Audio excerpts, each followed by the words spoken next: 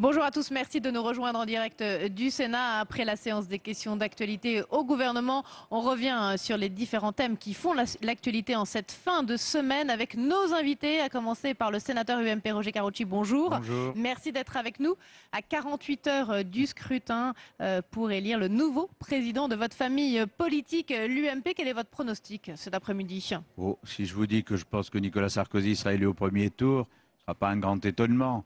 Moi, je suis pas Madame Soleil, hein, je ne fais pas des prévisions, mais je pense qu'il aura au moins les 2 tiers des voix et que voilà, la victoire sera nette en tout cas. Donc il Voilà. passera dès le premier tour, vous qui Oui. êtes un proche de l'ancien chef de l'État.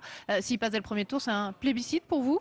Non, il n'est pas question de plébiscite, il y a 3 candidats, les 3 ont fait une bonne campagne, mais à l'intérieur du mouvement politique, l'affection, l'attachement, le soutien des adhérents va assez naturellement à l'ancien président de la République qui a boosté ce mouvement en 2005-2007, incarné pendant qu'il était président de la République, et il faut bien le dire, je le dis d'autant plus qu'il y a eu un long débat ensuite, il n'y a pas eu, entre guillemets, de remplaçant au leadership de la droite entre 2012 et 2014. Donc les adhérents veulent un patron, les adhérents veulent un chef d'opposition capable d'incarner cette opposition face à Hollande et ils se reconnaîtront en Nicolas Sarkozy. Vous venez de le dire, c'est Nicolas Sarkozy qui avait boosté l'UMP, c'est Nicolas Oui. Sarkozy qui veut défaire aujourd'hui. L'UMP voter aujourd'hui Nicolas Sarkozy, c'est finalement la fin de l'UMP, c'est voter la fin de l'UMP? Oui, attendez, quand on adhère à un parti politique, on n'adhère pas pour le sigle, on adhère pour ce qu'il incarne, pour les idées, pour la force politique, pour la capacité à convaincre.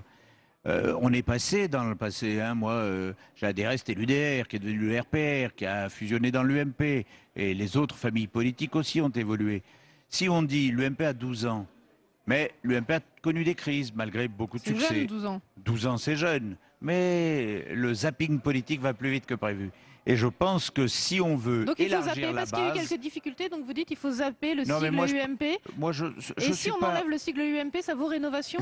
Non, non, non. Il faut rénover avec des statuts nouveaux, un projet novateur, des idées nouvelles, un mode d'organisation nouveau et on y travaille, de manière à dire à beaucoup de Français qui n'ont pas adhéré à un parti politique, même pas plus à l'UMP qu'ailleurs, de dire, écoutez, vous voulez plus de Hollande, vous voulez plus de la gauche, rassemblez-vous, faites en sorte de créer une grande formation politique populaire à droite qui soit capable d'incarner l'alternance. Et Bruno Le Maire, pendant cette campagne, est-ce qu'il a gagné ses galons de leader dans votre famille politique?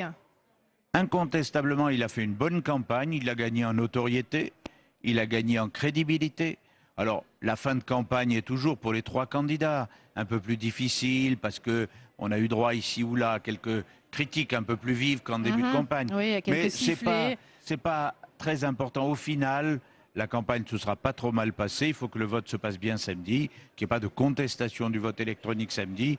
Et si la victoire est nette, eh bien, il faut que les 2 autres candidats disent clairement, ce qu'a dit d'ailleurs Bruno Le Maire tout à l'heure, Qu'il était prêt à travailler avec Nicolas Sarkozy. Voilà, et donc il aura toute sa place dans les nouvelles instances du futur grand parti de droite. Il aura toute sa place, même si lui-même a dit qu'il ne souhaitait pas participer à l'équipe dirigeante. Mais moi, je pense que Nicolas Sarkozy tendra la main à tout le monde, de manière à ce que ce soit une formation politique très rassemblée. Y compris aux partisans de Bruno Le Maire, aux députés, aux sénateurs qui l'ont soutenu parce qu'ils disent aujourd'hui avoir peur d'être punis par la famille sarkozyste. Non. Est-ce que vous vous sentez un peu revanchard, Roger Karoutchi, vis-à-vis des partisans de Bruno Le Maire? Non, moi je me sens pas revanchard du tout.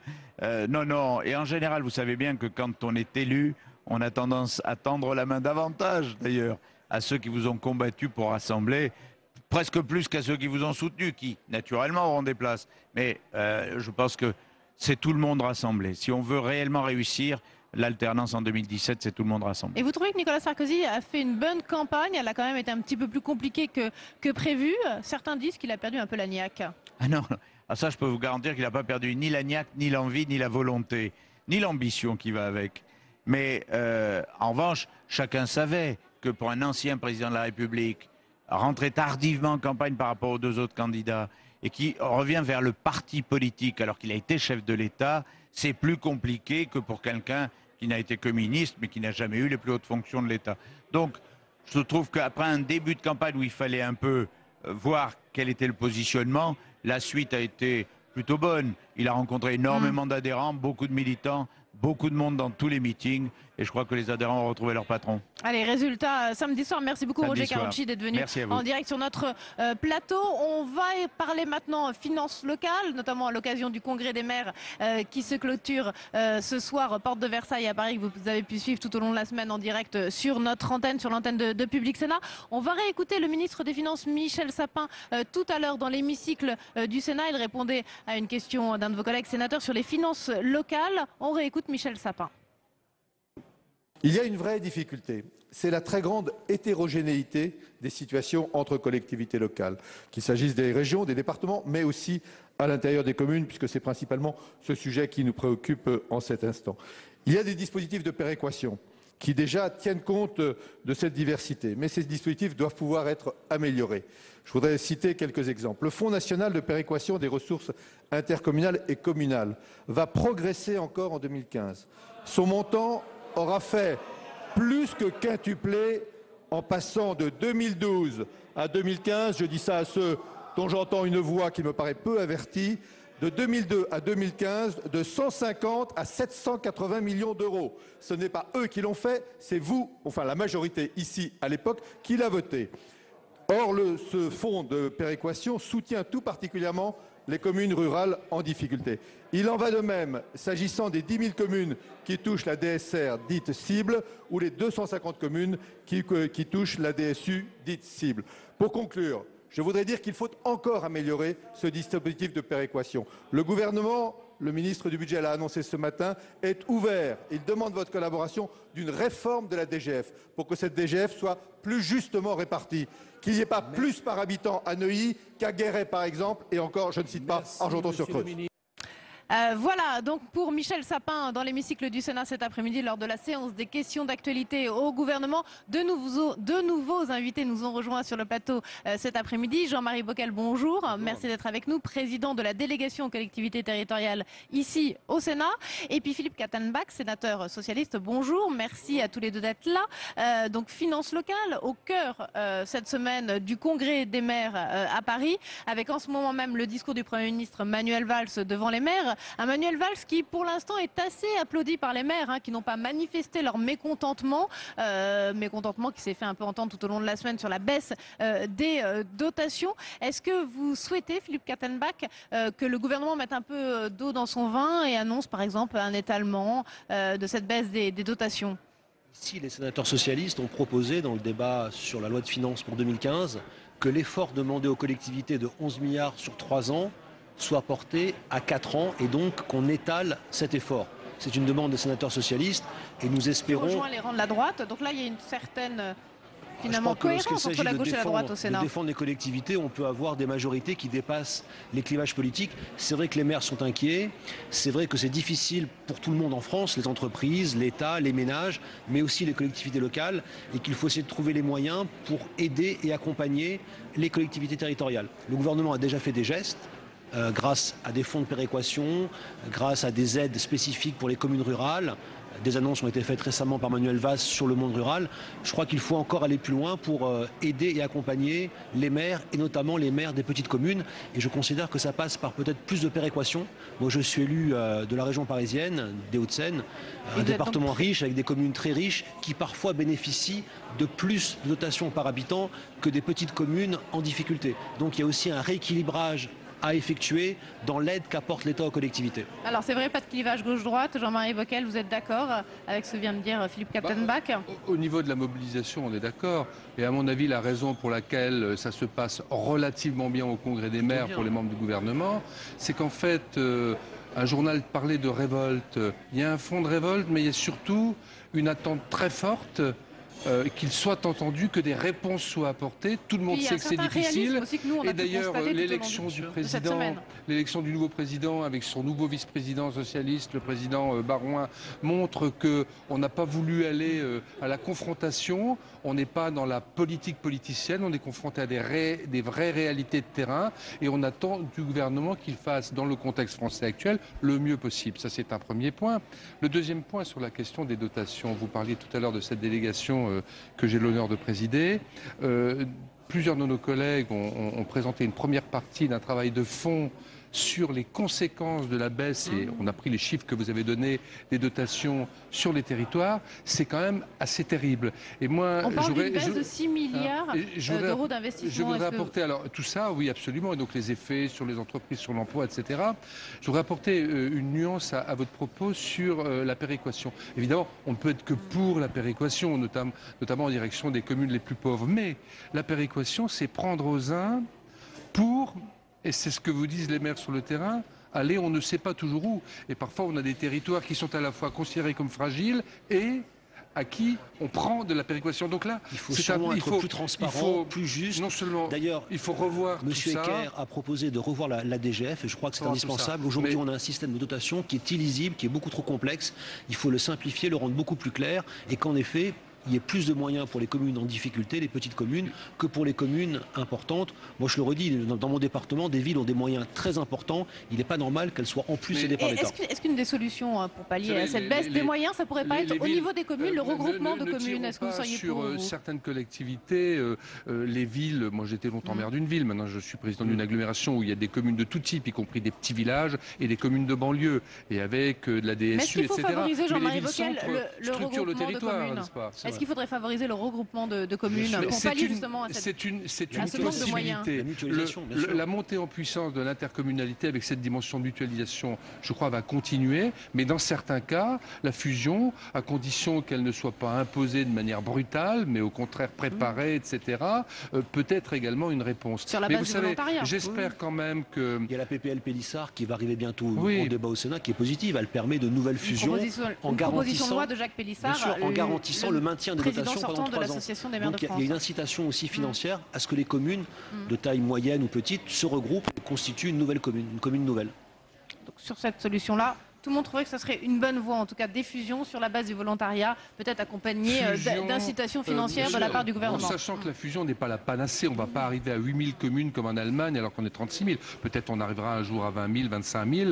Ça veut dire que la voie principale reste la montée en puissance de l'intercommunalité, que ce soit en milieu urbain, périurbain ou rural. Mais là aussi, pas avec des seuils obligatoires, pas avec des coups près, mais un travail pédagogique. Il faut aussi quand même être incitatif. Il faut quand même pousser un petit peu au regroupement, parce que c'est vrai que des intercommunalité de petite taille de 2-3 000 habitants, c'est pas suffisant. Savez, dans la loi NOTRe qui arrive en débat, j'allais dire, on est déjà à fleur et moucheté sur la loi NOTRe. Le gouvernement propose 20 000, les sénateurs socialistes proposent de ramener ce seuil à 15 000. Je crois qu'il faut être raisonnable. Et les centristes et à l'UDI, on considère que, excusez-moi de vous avoir interrompu, que le seuil, ça n'a pas de sens en soi, c'est à géométrie variable. Il y a des parties du territoire où 20 000 c'est pas assez, il y a des parties du territoire où 5 000 c'est trop. Justement là, Manuel Valls, devant le Congrès des maires, en ce moment même, est en train d'annoncer beaucoup plus de souplesse sur l'intercommunalité, sur le fameux seuil des 20 000. Donc il a écouté le Sénat, c'est un peu ce qu'il avait déjà commencé à dire lorsqu'il était venu lors de son grand débat sur la décentralisation. Le gouvernement est très à l'écoute. Valls a écouté sur les demandes des départements, Najat Vallaud-Belkacem a écouté sur la pérennisation du fonds d'amorçage pour la mise en place des rythmes scolaires.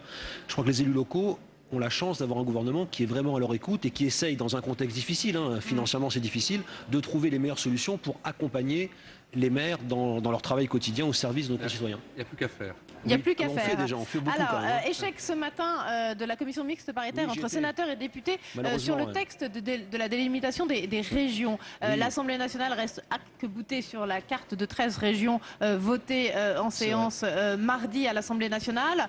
Échec, Philippe Candelbach, vous y étiez. Ça veut dire que finalement c'est la version de l'Assemblée qui va l'emporter. Tout n'est pas fini maintenant. Il y aura une nouvelle lecture à l'Assemblée le 8 décembre, au Sénat le 16. Et s'il n'y a pas accord sur un texte commun, ça viendra à l'Assemblée juste avant les vacances de Noël pour que l'Assemblée donne le dernier mot. Il n'y a pas eu de discussion, ça a été très court, ça a duré 5 minutes. Parce que le président de la Commission a constaté que sur le cœur du dispositif, c'est-à-dire le découpage des régions, il n'y avait pas accord entre l'Assemblée qui voulait maintenir 13 régions... Et le gouvernement soutient la carte de l'Assemblée. Tout à fait, 13 régions me semble raisonnable en effet. Donc la majorité sénatoriale UMP-UDI voulait 15 régions avec l'Alsace seule et le Languedoc-Roussillon détaché de Midi-Pyrénées. On constate qu'il n'y a pas d'accord sur ce point et donc ça bloque le processus de la CMP. Maintenant, c'est l'Assemblée qui va en redébattre, le Sénat qui va en redébattre et à la fin, comme le prévoit la Constitution, c'est l'Assemblée qui aura le dernier mot. Je crois, sans trop m'avancer, qu'on s'achemine quand même vers une carte à 13 régions. Permettez-moi de regretter cette orientation. D'abord, de manière générale, je ne veux pas d'abord parler comme alsacien, de manière générale, on a quand même mis la charrue avant les bœufs. Ça aurait été tellement plus simple et plus logique de commencer par la loi NOTRe et de voir ensuite... La loi NOTRe, c'est les compétences qui des fait quoi collectivités et avec quels moyens? territoriales Première remarque. qui arrivent ici au Sénat. Voilà, première remarque. Deuxième Qui est remarque, déposé en même si temps, vous quand même. permettez. Oui, mais on était quand même dans le flou. Deuxième remarque. Puisque là, évidemment, vous savez que je suis alsacien et je ne peux pas ne pas dire un mot, même si, évidemment, j'essaie de faire la part des choses. Les Alsaciens ne sont pas repliés sur eux-mêmes. Les Alsaciens ont beaucoup d'estime et de respect pour leurs voisins lorrains et pour la Champagne-Ardenne. Mais ils ne veulent pas être mariés avec eux. Nous avons une région de 500 km.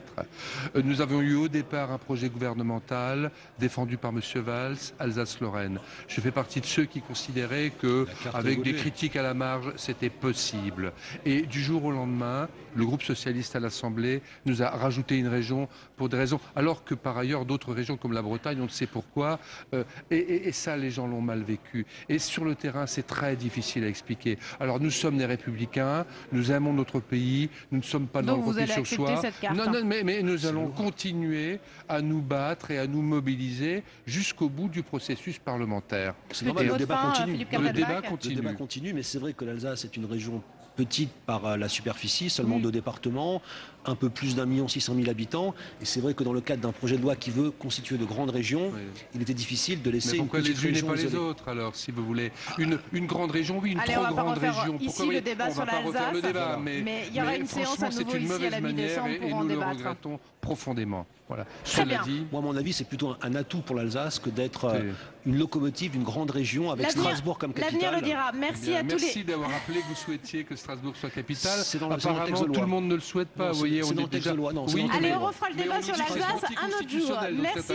Merci à tous les deux d'être venus sur... de manière fort courtoise. Merci à tous les deux d'être venus sur ce plateau. Ne bougez pas. On va parler maintenant de climat avec nos 2 prochaines invitées. Mais avant, je vous propose de réentendre un extrait de la séance des questions d'actualité cet après-midi au Sénat avec Jean-Marie Le Guen qui s'est exprimé sur la qualité de l'air. On écoute le ministre chargé des relations avec le Parlement.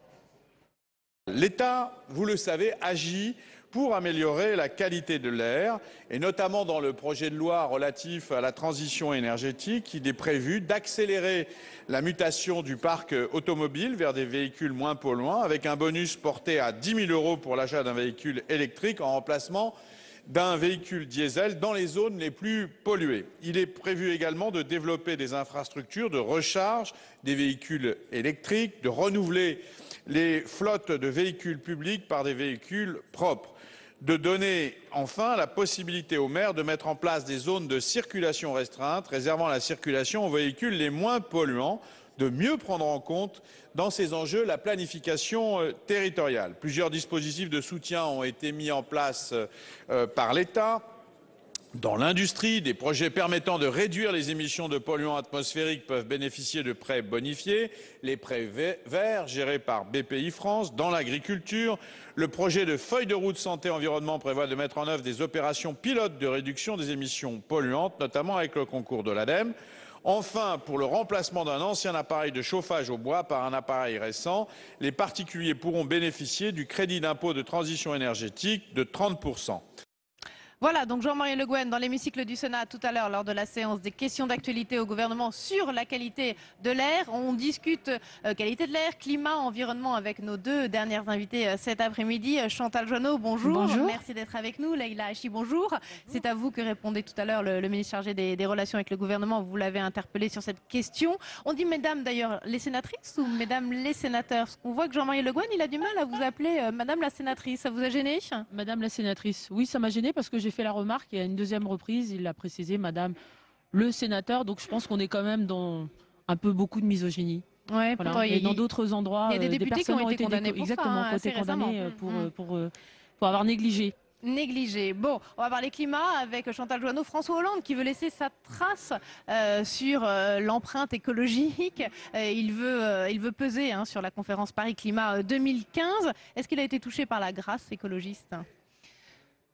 Il n'y a rien à dire sur les discours.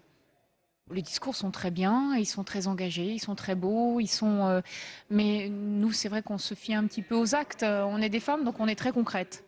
Et on a un petit problème avec les actes. Il n'y a pas vraiment d'annonce nouvelle aujourd'hui dans la conférence environnementale. Et puis surtout, on voit ce que l'on vote au Parlement, on voit ce que l'on vote au Sénat et surtout ce que l'on ne vote pas. Et les multiples amendements ou propositions de loi qui sont rejetés. Alors, vous faites allusion à une proposition de loi sur la nocivité du diesel qui a été rejetée ici la semaine dernière par le Sénat, Leïla Hachi. Effectivement, vous attendez-vous des actes concrets du gouvernement? C'est bien l'engagement écologiste de François Hollande. Évidemment, les propositions qui ont été annoncées, dont acte, semblent extrêmement intéressantes et il faut qu'on continue dans le prolongement. Maintenant, entre la réalité et puis ce qui est réellement proposé, il y a quand même une forme de dissonance cognitive. La semaine dernière, enfin jeudi dernier, les écologistes, nous avons proposé un projet de loi sur le diesel qui a été retoqué. Donc en fait, il y a une proposition quelques jours après. 3 jours avant, on aurait pu faire avancer de manière très significative un vrai sujet qui concerne la pollution de l'air et particulièrement le diesel. On avait même réussi à se mettre d'accord avec l'UDI. Un amendement est passé et de manière assez dramatique pour la santé de notre population. Ce texte a été rejeté alors qu'honnêtement nous avons été extrêmement raisonnables puisqu'il s'agissait entre autres d'un amendement sur le fait que nous avons un diesel qui est évidemment largement subventionné et de faire en sorte que l'écart entre le coût du diesel et de l'essence s'amoindrisse, avec un amendement d'ailleurs qui avait été déposé par Madame Chantal Joanneau. Et après une discussion, on avait décidé donc de reporter à 2020. Donc on est en 2014. On ne peut pas dire que les propositions n'étaient pas raisonnables. Et pour autant, l'ensemble du texte a été rejeté. Et c'est quand même très dommage, réellement dommage. Mais la fiscalisation du diesel a pourtant été accrue. Ça, on peut mettre ça quand même. Elle a été accrue dans un objectif de rendement. C'est parce qu'on a supprimé les cotaxes poids lourds, donc on manquait de recettes pour le financement des transports publics.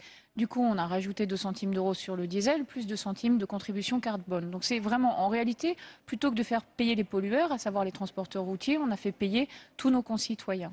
Nous, ce qu'on propose, enfin moi, ce qu'on a proposé, effectivement, de manière parfaitement convergente, c'est de dire qu'il n'y a pas de raison qu'il y ait un avantage spécifique du diesel par rapport à l'essence.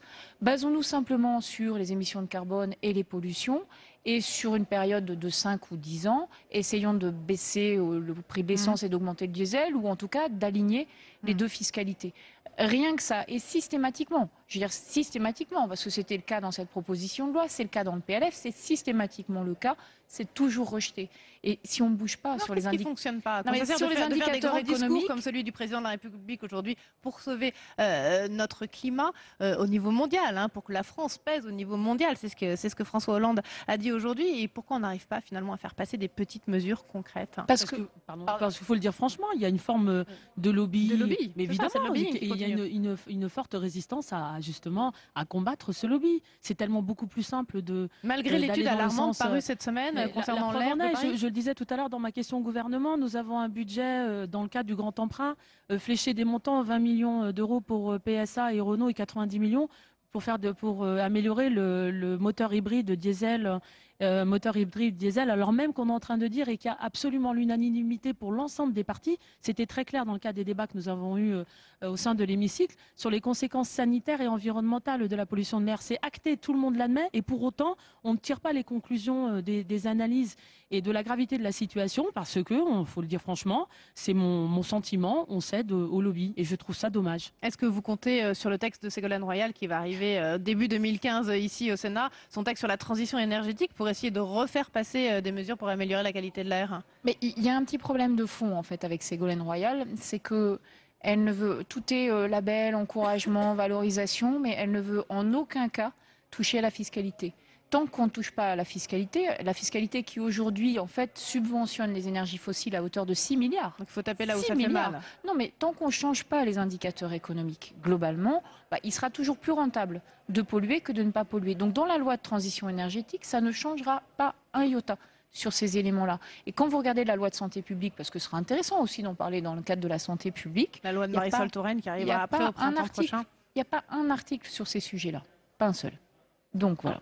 Je suis d'accord. Donc il faut compter sur les initiatives des parlementaires, évidemment, d'où la proposition de loi de votre groupe, mais qui a été rejetée par le Sénat. Évidemment, et un souci près, je rebondis sur ce que vient de dire Madame Joanneau, sur le fait, et c'était très significatif le fait que Monsieur le ministre Michel Sapin n'ait pas voulu répondre à ma question, alors qu'elle était clairement adressée au ministre, Et qu'il était ministre présent des dans Finances. l'hémicycle Et du qu'en Sénat. plus, il était présent et que de surcroît, son collègue m'appelle Madame le sénateur, mais c'est pas grave.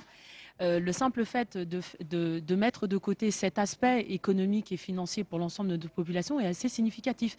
Et on a tendance aujourd'hui dans notre pays non seulement à minimiser l'aspect sanitaire, et on ne veut surtout pas parler du coût économique, dont acte. En tout cas, c'est une proposition que j'ai faite de demander un audit, voire de saisir la Cour des comptes pour connaître exactement le coût économique et financier du diesel. Et je suis sûre qu'on ira dans le sens de ce que les écologistes portent. En tout cas, j'espère qu'on arrivera à convaincre le gouvernement. Maintenant, restons sereins et réalistes. Chantal Joanneau, pour la qualité de l'air à Paris, en tant qu'élu de Paris, est-ce que vous comptez sur la maire de Paris, Anne Hidalgo, pour essayer de faire avancer le dossier? Écoutez, dans la campagne des régionales de 2010, elle était fermement et très très hostile à toute forme de péage anti-pollution. Or, ces péages, ils fonctionnent. On les a à Stockholm, par exemple, et la Suède est plutôt un exemple d'écologie avec une croissance économique qui nous fait rêver. Donc aujourd'hui, je vois qu'elle vient à cette idée de progressivement interdire les vieux diesels, donc les plus polluants. Alors pour l'instant, c'est très très minime ce qu'elle propose, mais ça va dans la bonne direction. Donc tant mieux, tant mieux. Même si elle est de gauche et moi du centre, tant mieux. Bon, alors le climat, la qualité de l'air, c'est un combat, on voit, porté par les femmes. Je voulais finir par peut-être les 30 ans de la loi Veil, je voulais en dire un petit mot. J'ai vu que vous aviez tweeté sur les 30 ans de cette loi, bien entendu, mais également contre le vote de M. Fromentin à l'Assemblée nationale qui a voté contre un projet de résolution sur l'IVG. C'est un élu de votre famille politique, l'UDI. Les bras m'en tombent parce que alors, Simone Veil est celle qui a la première carte d'adhérente de l'UDI. On est le parti de Simone Veil, on n'est pas le parti de Brigitte Bardot. Voilà. On vient de refuser l'adhésion de Madame Brigitte Bardot, donc je veux juste que les choses restent bien claires sur les valeurs qui sont les nôtres. J'ai dit les 30 ans, c'est les 40 ans. Les 40 ans, pardon, Leïla Hachi. Un petit mot quand même sur cette loi Veil. Oui, bien sûr. En tout cas, c'est un texte pour le droit des femmes extrêmement important, et en tout cas, la morale de l'histoire, c'est que aussi bien la démocratie que les droits acquis, c'est des combats de tous les jours. Et que si on n'est pas vigilant, c'est forcément des droits qui peuvent tomber en désuétude. Et c'est extrêmement important d'être mobilisé en tant que citoyen, en tant qu'élu, de tous les jours relancer et n'avoir de cesse de vouloir lutter pour maintenir ces droits qui sont loin d'être acquis définitivement. Définitivement, exactement. Voilà. Et particulièrement pour les femmes, on doit être extrêmement vigilante. Voilà, les femmes restent vigilantes. Merci beaucoup à toutes les deux, en tout cas, d'être venues sur notre plateau cet après-midi en direct du Sénat. Après les questions d'actualité au gouvernement, merci à tous de nous avoir suivis et très bonne soirée sur l'antenne de Public Sénat.